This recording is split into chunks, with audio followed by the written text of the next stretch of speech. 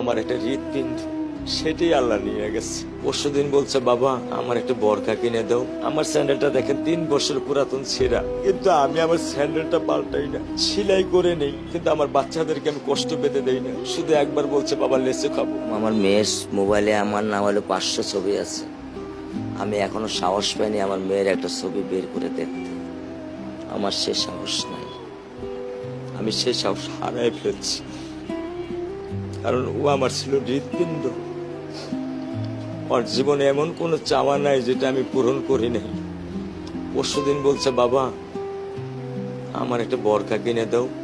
আমার চাচতো ভাই বললো, ভাই ইসলামপুর থেকে 300-400 টাকা পাওয়া যায়। আমি সাথে সাথে নিউ মার্কেট থেকে আমি 1000 টাকা দিয়ে আমার মেয়েকে বরখা এনে দিচ্ছি। আমি দরিদ্র, ভাঙা বাসায় থাকি, কিন্তু আমার সন্তানদেরকে আমি কখনোই দারিদ্রতার স্বাদ পেতে দেইনি।